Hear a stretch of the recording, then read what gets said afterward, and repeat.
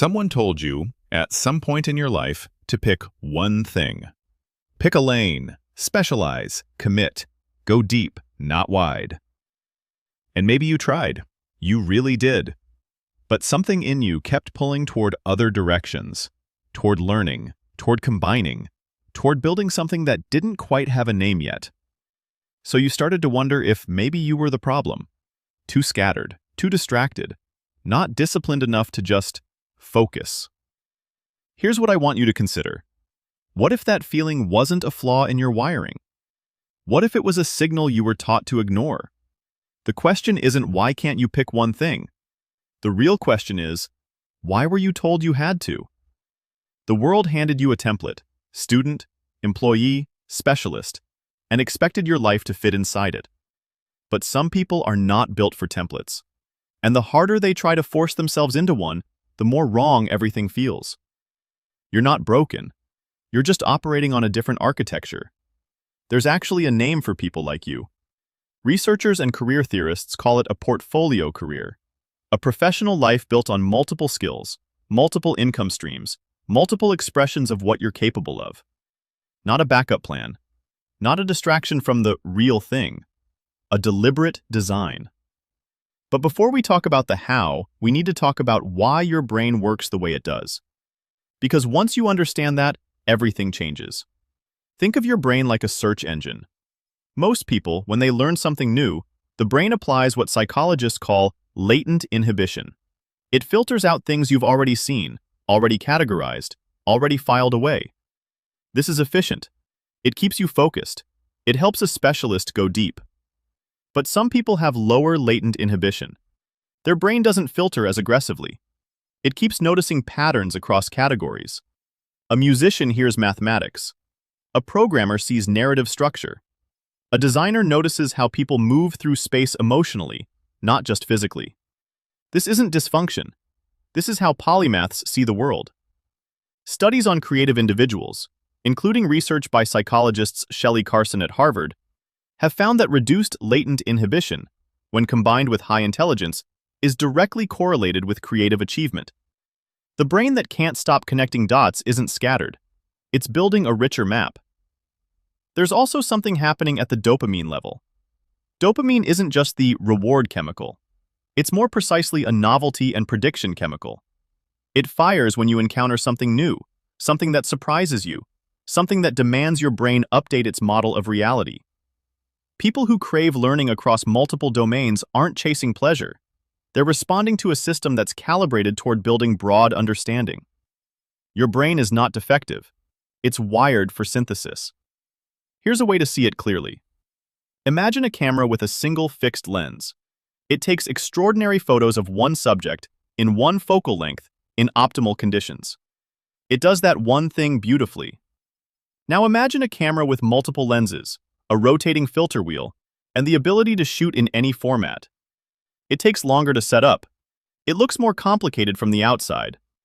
But in the right pair of hands, it captures things the fixed lens camera will never see. Your skills are not competing with each other. They are lenses, and the combination of them is what makes your perspective irreplaceable, because no one else has assembled exactly that stack. This kind of mind didn't appear by accident. For most of human history, survival demanded breadth. The person who could hunt, read weather patterns, understand medicinal plants, negotiate with rival groups, and teach the next generation, that person was invaluable. The village didn't just need one type of expert. It needed people who could bridge domains, translate between groups, adapt when conditions changed. The specialist is a recent invention. The Industrial Revolution didn't just change how we worked, it changed how we valued people. Efficiency required standardization. Standardization required roles. And roles required that messy, multidisciplinary humans compress themselves into job descriptions.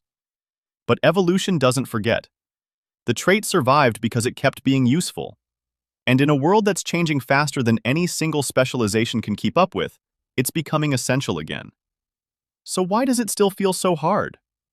Because the systems around you, education, hiring, credentialing, were not built for you. School rewards people who master one subject, one test, one skill at a time. LinkedIn asks for your job title, singular.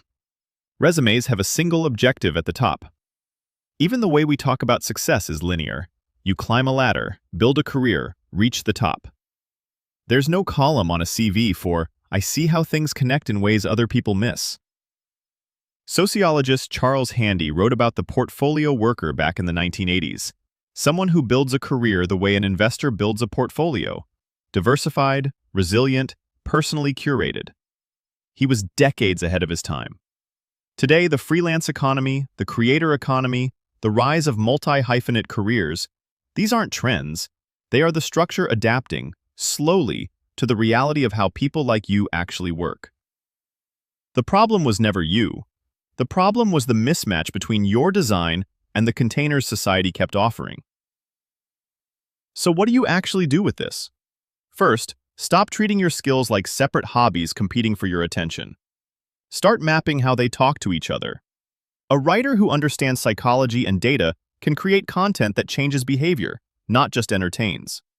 A developer who understands design and business can build products, not just code.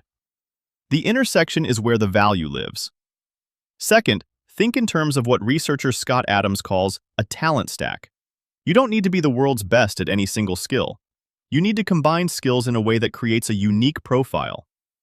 Being in the top 10% of 3 complementary skills is, statistically, far more achievable than being the world's best at one. And the resulting combination? Almost no one else has it. Third, build your income the way you build your skill set, in layers. Freelance work, productized services, digital products, consulting, content, these don't all need to exist at once. Start with one, stabilize it, then add another. Each new layer reduces your dependence on any single source and compounds your market value over time. Finally, give yourself the permission to stop explaining yourself through the lens of what you haven't specialized in, and start articulating what you can do because you didn't. There's a particular kind of loneliness in being someone who thinks across domains in a world that keeps asking you to stay in one room. But here's what I want to leave you with. The most interesting things in any field, the breakthroughs, the innovations, the work that actually changes things, almost never come from the deepest point of a single discipline. They come from the edges. From someone who brought in a concept from somewhere else, who saw a pattern that only made sense because they'd been paying attention to multiple things at once. Your restlessness isn't a problem to be managed. It's a resource to be understood. You were never meant to pick one thing. You were meant to build something no one else could, because no one else thought to look in all the places you did.